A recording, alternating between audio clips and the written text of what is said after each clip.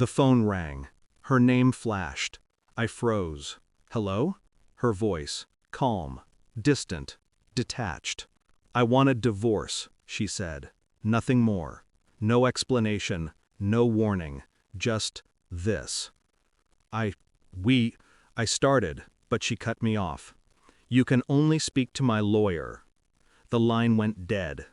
I stared at the phone. My pulse steadied, my mind spun. Divorce. Out of nowhere. But the voice, the control, it wasn't panic. It was deliberate, calculated. I sat, unmoving. The kitchen smelled faintly of the coffee she left half drunk on the counter.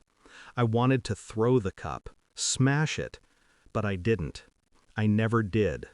I felt something cold coil in my chest. Not anger, not yet.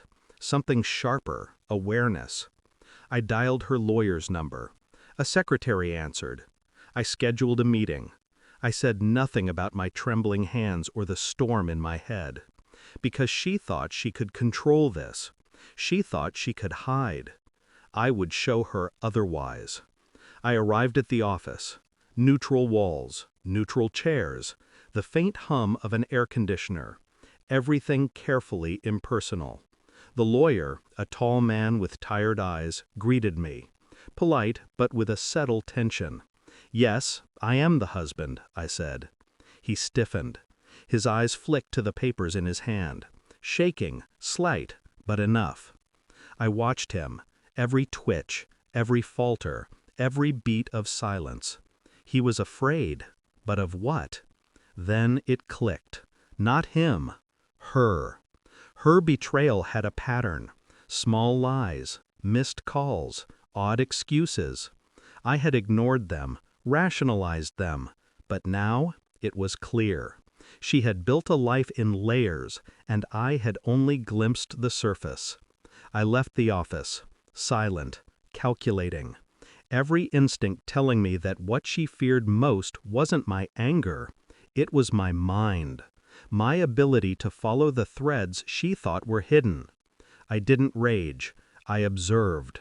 Phone records, email timestamps, social media footprints. A casual question here, a quiet note there. Nothing dramatic, just patterns, timing, discrepancies. Every lie leaves a residue, a scent. I inhaled it, I cataloged it. One evening I traced her footsteps. A cafe, a florist, a boutique, always alone. Except for the man she never mentioned. Photos, taken discreetly, stored, indexed, evidence accumulating in silence. I ordered a DNA test.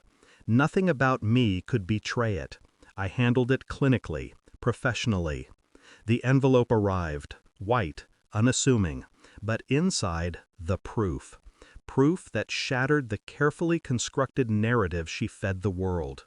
I sat in the dark, reading, rereading. No tears, no shouting, just a cold pulse of satisfaction. I understood everything now, and she did not yet know I knew. I returned to her lawyer. I handed him the test. He looked at me, confused, terrified. She, he started. Yes, she has lied, I said. My voice neutral, controlled. I did not raise it. I did not tremble. I let him process. Then I left. Quietly, calmly. I didn't need drama. She would feel it soon. The invisible hand of knowledge. The truth is a weapon. Silent, precise, lethal. I sent her a message. Not pleading, not angry, just a link. She called. Her voice cracked.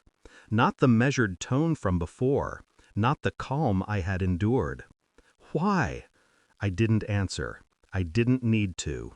Every photo, every timestamp, every lie she had ever told her lawyer and herself stared back at her from the screen.